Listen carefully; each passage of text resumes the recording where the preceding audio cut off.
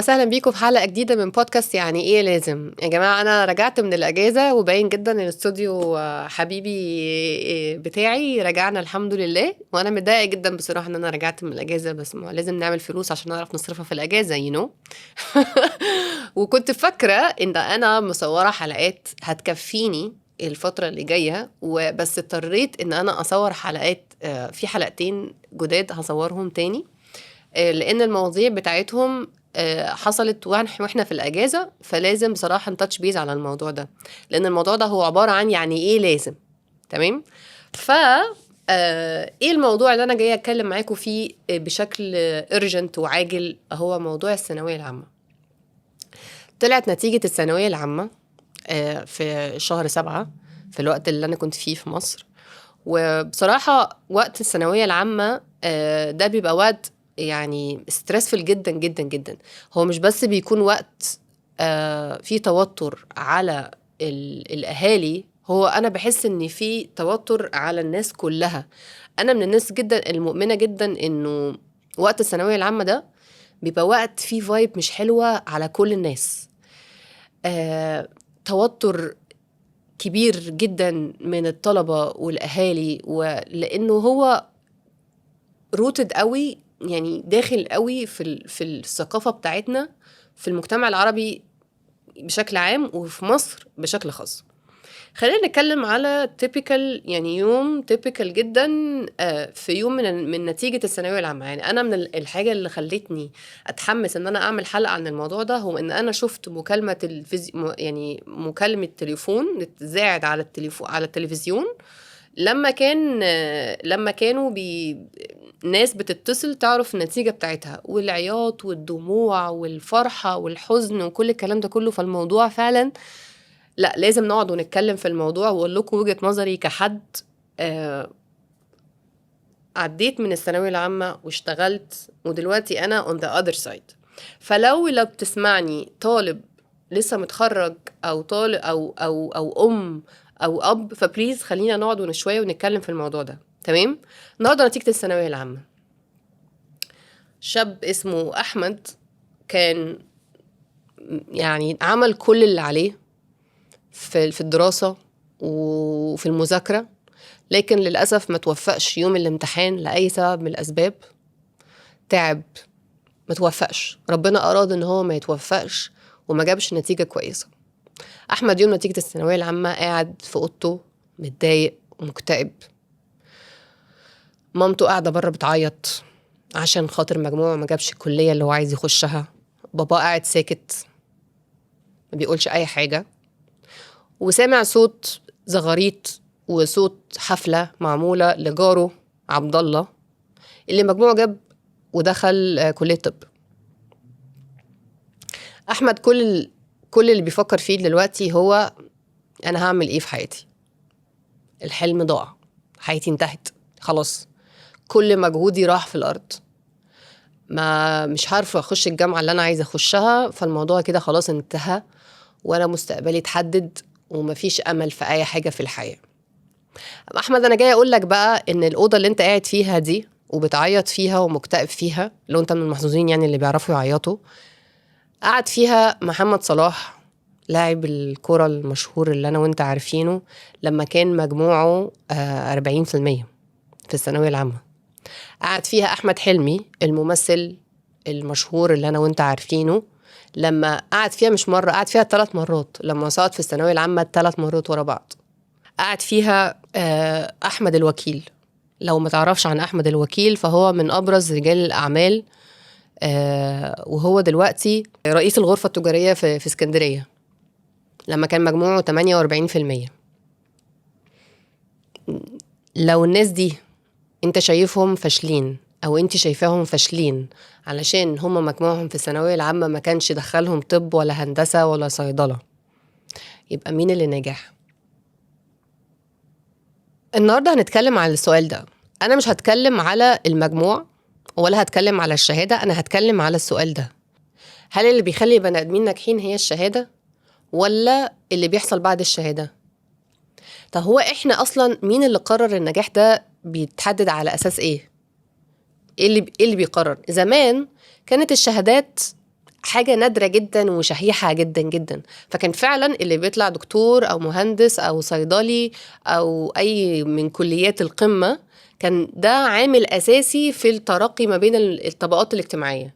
لكن هل الكلام ده لسه موجود لحد دلوقتي؟ التعريف الضيق ده اتبنى ساعتها لما كانت ساعتها في الظروف دي كلها، لكن دلوقتي الموضوع اختلف خالص، الدنيا اتغيرت. بس للأسف التعريف ده لسه موجود. هي دي من الحاجات اللي احنا تورثناها من جدودنا لحد النهاردة.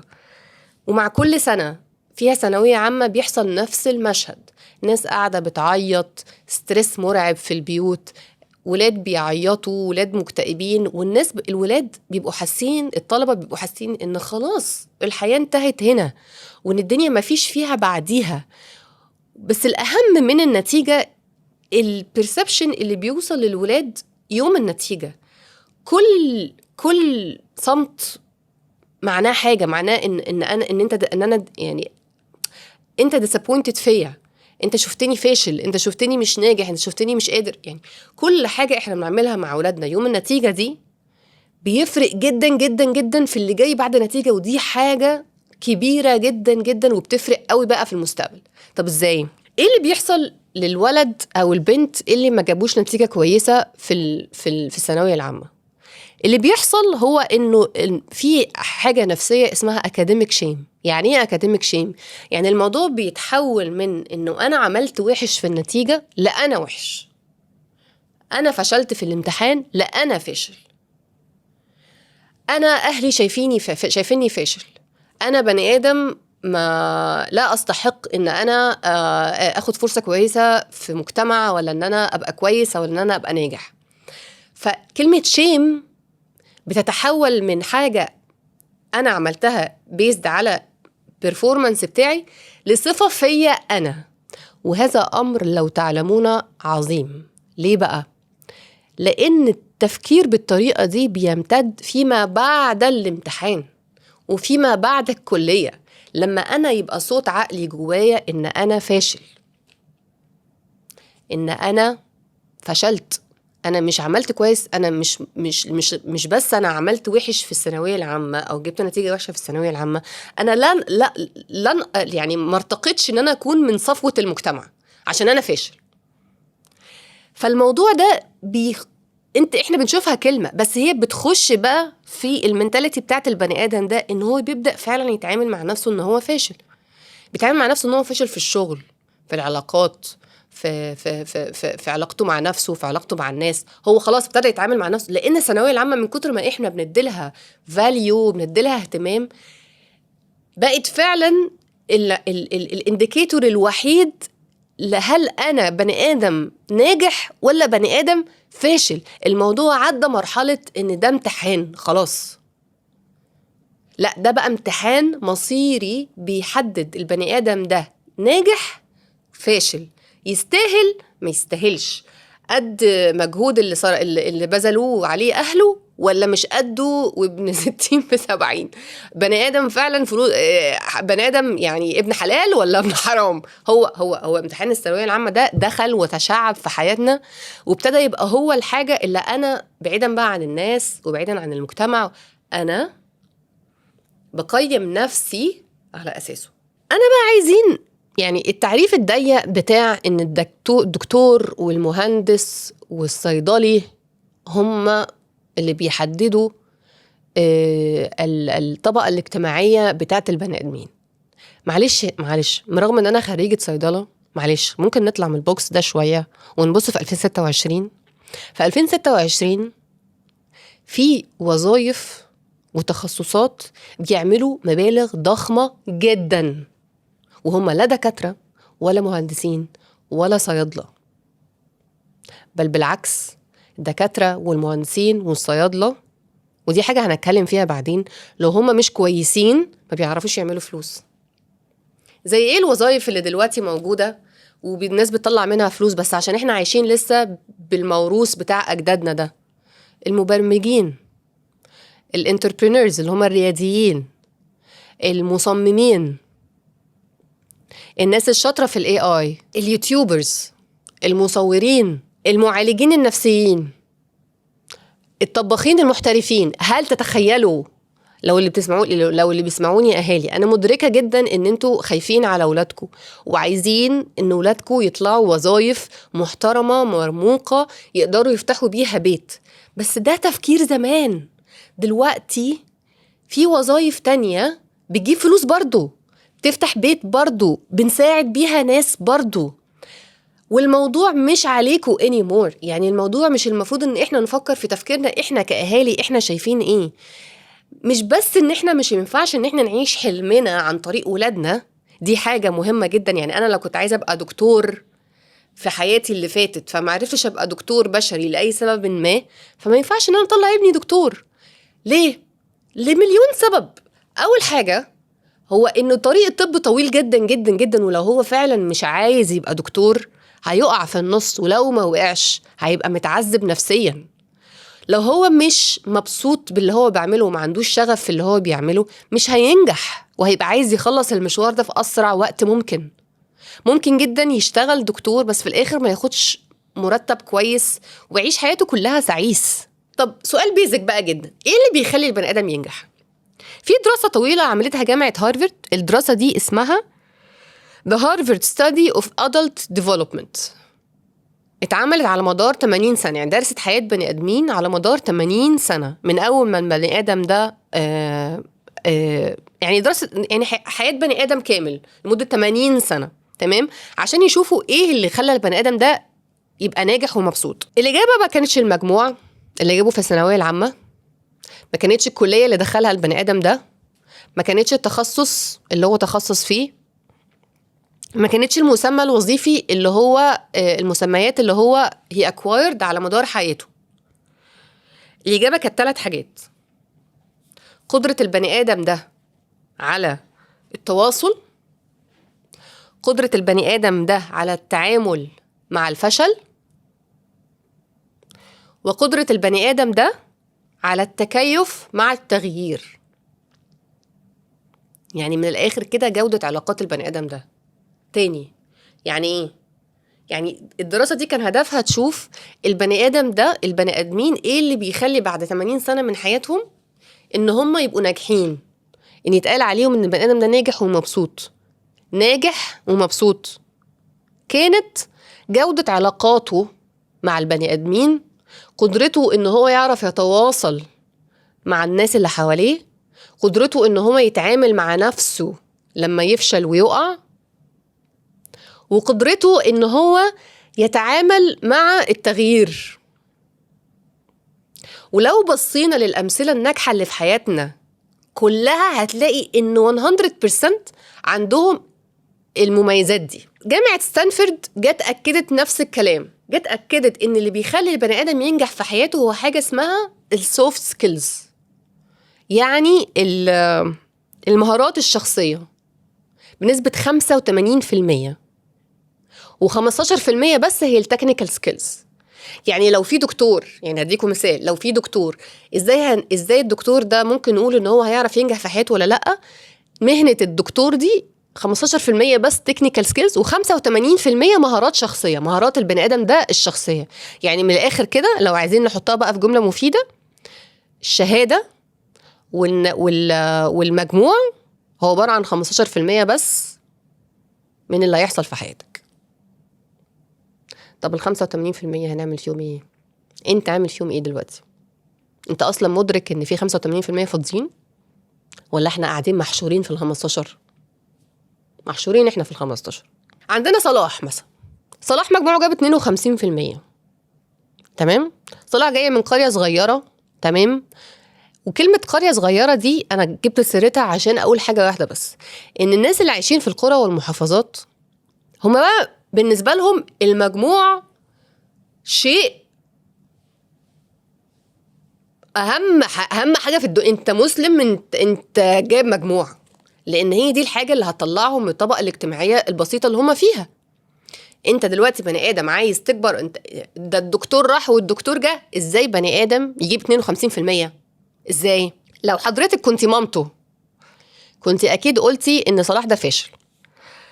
بس ايه اللي خلى صلاح يبقى صلاح اللي احنا عارفينه؟ هل موهبته؟ الاجابه لا.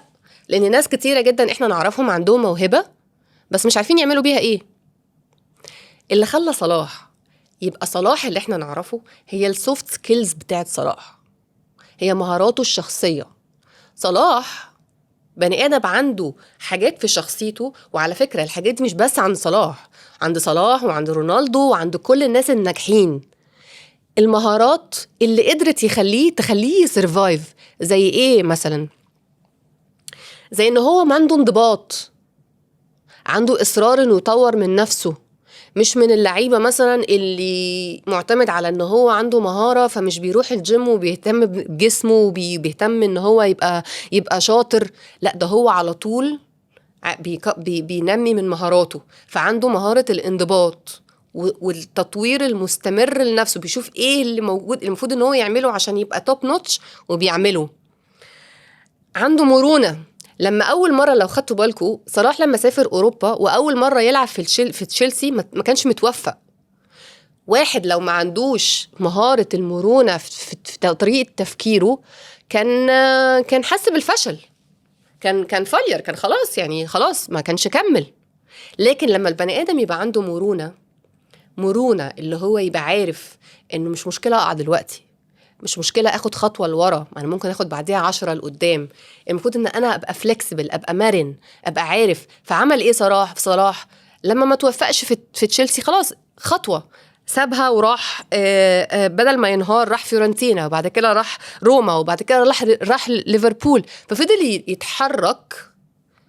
ولو انت بصيت على اوفر اول هتلاقي ان هو ما كانش متوفق 100% في الاول، لكن بسبب المايند سيت اللي لا ممكن لواحد لعيب غيره لا كان وقع هنا. وعندنا امثله كتيره جدا. وتالت حاجه ان هو راجل متواضع.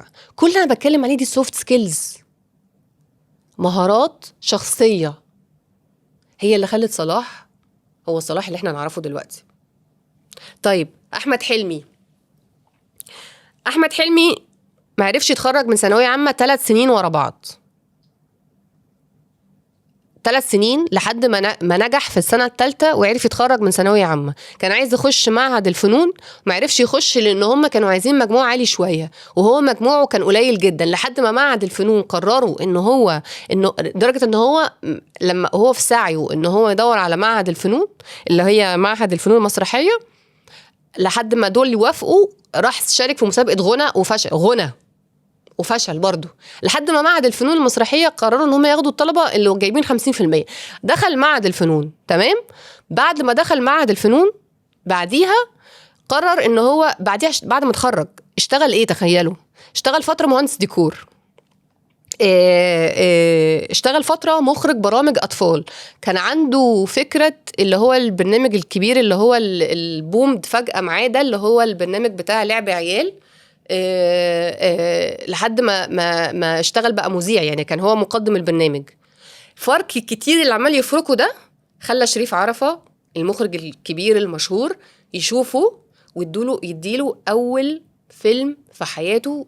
كانت دي أول بداية لأحمد حلمي اللي احنا عارفينه، الفيلم بتاع عبود على الحدود. ودي كانت بداية أحمد حلمي اللي احنا عارفينه. ايه اللي خلى أحمد حلمي يوصل للستيج بتاعت ان شريف عرفة يشوفه؟ الفرق اللي هو كان عمال يعمله، اللي هو يعني ايه فرق؟ يعني مرونة، يعني شغف. يعني انا هروح، يعني انا هفضل افرك، هروح بغض النظر الطريقه هيبقى عامل ازاي. انا هقعد اخبط يمين اخبط شمال.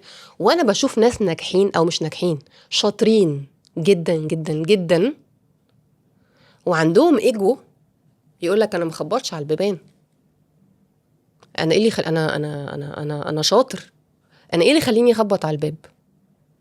وده يا عزيزي السبب في ان انا عملت الحلقه دي،